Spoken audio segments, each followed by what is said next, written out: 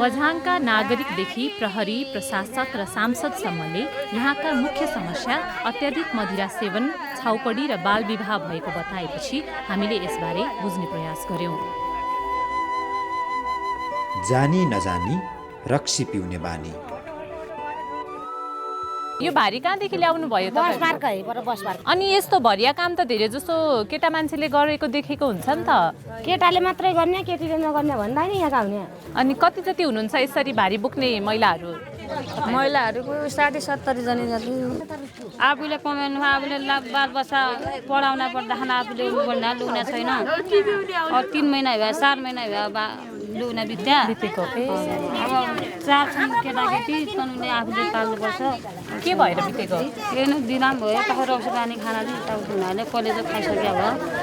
मनिषाले 30 वर्षका आफ्ना श्रीमान धेरै रक्सी खाएरै बितेको बताएपछि हामीले बझाङका अरू युवाहरूसँग कुरा बुझ्यौं। समस्या भनेको बेरोजगारी नै हो भन्छु म त। रक्सी खाएपछि गाली बेचत गर्छन्, हल्ला गर्छन्। म पनि सुदूरपश्चिमको मान्छे हो। देशमा काठमाडौँ बस्दाखेरि म एउटा कोठामा बस्थेँ। जति रक्सी खाए नि हुन्थ्यो नि, घरबाट पैसा कमाएर जति रक्सी खाए नि हुन्थ्यो त्यहाँ, होइन त्यहाँ तथा नाम राति डिस्कोमा हिँड्ने पनि हुन्थ्यो। तर त्यो आफूमा एउटा डिसिजन पावर र डिसिप्लिन चाहिँ आफूमा हुने हो कि। जसले बढी हल्ला गर्छ नि त्यसलाई समात्ने चाहिँ हाम्रो क्लबले चाहिँ यो योजना गऱ्यौँ होइन। आफ्नो बाउले रक्सी खाने भइसकेपछि घरमा कन्ट्रोल गर्न नसक्ने भयो क्या। यहाँका अपराधीहरू हेर्दाखेरि झन्डै 90% केसहरू चाहिँ मदिरा सेवनका कारणले गर्दाखेरि यहाँ भएको पाइन्छ। एनालाइसिस गर्दाखेरि म किसानको छोरा, हामी पढिसकेपछि जब म स्पोर्ट्समा लागेँ, खेलकुदमा लागिसकेपछि म अलि भिन्नै खालको भयो कि। र मैले बुवासँग रक्सी खानुहुन्न भनेर बोल्न सक्ने आँट चाहिँ मेरो आयो कि। संस्कारको सीमारेखा, घर बाहिरको रात।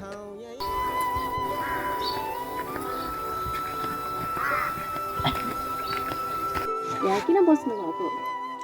हाम्रा घर त रहँदैन। हाम्रा यहाँ ठुलै देवता मान्छे पढ्यौँ, घर रहने देवता खाँदैन।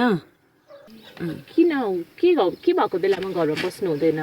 बाहिर बेला बस्दा बाहिरी भएको बेलामा बाहिरै बस्नु। कति घरको छ यो एउटा? यो यिनका आफ्ना एरिया खबिका छ न, यो मेरो यो होरे अचेल। अब यो भयो भने जो पनि रहँदा किन होला यहाँतिर त्यस्तो चलन हो नि? होइन हाम्रा देवता खाँदैन भने। त्यहाँ कृष्णा दिदी बस्नु भएको थियो, उहाँ तपाईँको को हो? यही घर भन्दै हुनुहुन्थ्यो? परिवार नै हो। तपाईँको परिवार हो? ए, अनि तपाईँले उहाँसँग अब यसरी नबस, तिमी घरभित्रै बस, त्यहाँ के होला भनेर भन्नुहुन्न त उहाँलाई? भनेको पनि छैन, भनेको छ भनेर पनि होइन। परम्परालाई किनभने फलानाले यस्तो गर्यो, यो गर्यो भनेर दुनियाँले दाडी गर्छ। तपाईँ हुँदै तपाईँले केही सुरु गर्नुहुन्छ त? मेरो बुवाको पालामा 500 मिटर टाढा लगाइन्थ्यो घर भने। मैले त 50 मिटर पनि छैन, त्यति नजिक हानिसकेको छु। छोराले चाहिँ भित्र लिइहाल्छ। पत्रकार तरुणा जोशीले आफ्नै अनुभव पनि सुनाइन्। मिस भएको त आमा आउनु पाइँदैन भनेर मेरो चाहिँ 5-6 दिनको छुट्टीमा बस्छन्। किन त्यस्तो? गाउँको भने खै देवदेवता बिग्रिन्छन्, नआउनु भनेर एकचोटि चाहिँ आएको, आजदेखि नआउनु भनेर गाउँ पानी चाहिँ छर्किए। कहाँ? त्यो एफएम घरमा चाहिँ। बझाङका केही गाउँहरूमा बिस्तारै यो चलन फेरिँदै गएको थाहा भयो।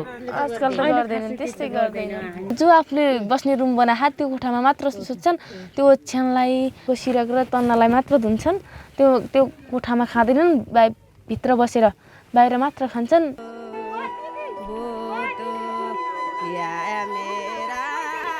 सानी आमाकी सानी छोरी। भाते खोलाकी सिर्जना कठायत अहिले 17 वर्षकी भइन्। गत साल बिहे गर्दा उनी 5 कक्षामा पढ्थिन्। अहिले उनको 17 दिनको छोरा छ। श्रीमान सत्यराज चाहिँ काम गर्न भारत पुगेका छन्। सिर्जनाका सासु बुहारीलाई मैले घरमै भेटेँ। 15 वर्षकी बिहारिया हो। 17 वर्ष भयो। 17 वर्ष नि छोरा पायो त।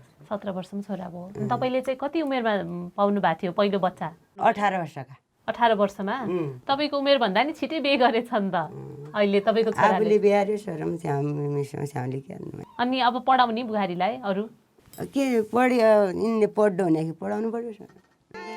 सिर्जनाले आफ्ना धेरै साथीहरूले सानैमा आफू खुसी बिहे गर्ने गरेको बताइन्। बाल विवाहको स्वरूप परिवर्तन भएको जस्तो पहिले अब अचेतनाले आमा बुवाले विभिन्न अब धार्मिक आस्थाले गर्दाखेरि विवाह गराइदिने, अहिले चाहिँ विभिन्न प्रविधि को साइड इफेक्ट भन्ने हो कि के भन्ने हो यसलाई अब त्यसले गर्दाखेरि अब पढ्दा पढ्दै उहाँहरूले नै कुरा राख्दाखेरि हामी चाहिँ बिहा गऱ्यौँ तर केही दिन स्कुल गएनौँ किन गएनौँ भन्दाखेरि लाजले आफूले गरेको कर्मप्रति त कुनै गर्वानुभूति त उहाँहरूलाई छैन यो एक्सेप्टेबल होइन यो चाहिँ समाजले सहज स्वीकार गर्दैन भन्ने कुरा त उहाँहरूले बुझिराख्नु भएको छ तर कतिपय उहाँहरूको मात्रै गल्ती भन्दा पनि कतिपय गाइडेन्सको अभाव र बढी दायित्व शिक्षकहरूले निर्वाह गर्नुपर्छ। त्यसपछि हामी नजिकैको विद्यालय पुग्यौँ। अहिले चाहिँ हामी बझाङको सुन्नी पिपल माध्यमिक विद्यालयमा छौँ। तपाईँहरूमध्ये कतिजनाको चाहिँ बिहा भइसक्यो? 1 जना, 2 जना, 3 जना, 4 जना, 5 जना, 6 जना, 7 जना, 8 जना, 9 जना, 10 जना, 11 जना, 12 जना। अझ उठ्दैछ? छैन? लजाउनु भयो कि कोही? पहिला काम त गर्दैन थियो, अहिले धेरै काम गर्छु। पढ्ने समय कतिखेर मिल्छ तपाईँलाई? पढ्ने समय बेलुकी मिल्छ, बिहान मिल्छ। बेलुकी कति बजे? बेलुकी 10 बजेपछि। बिहा नगर्नेहरूलाई अलिक सजिलो उहाँको हेरी कस्तो छ? त्यसो भए अब छिटो बिहा गर्ने कि नगर्ने? तपाईँले के पहल गर्नुहुन्छ? मैले अहिले गर्न सक्ने भनेको एज अ जनप्रतिनिधि मैले गर्न सक्ने भनेको मन्त्रालयमा भएका शिक्षा मन्त्रालय भएका मन्त्रीजीसँग कुरा गर्न सक्छु म यो विषयमा अलिक गम्भीरतापूर्वक। तपाईँको यो कार्यक्रमले पनि मलाई त्यसमा सघाउ पुर्याउँछ यस्तो यस्तो विषयवस्तु भयो भनेर र उहाँलाई कन्भिन्स गर्ने कोसिस गर्न सक्छु कि एउटा सिलेबस के अरे हाम्रो पाठ्यक्रममा यो विषयवस्तु छिराइयोस्। हस्त कार्यक्रमबाट आजका लागि हामी सबैलाई बिदा दिनुहोस्। नमस्कार।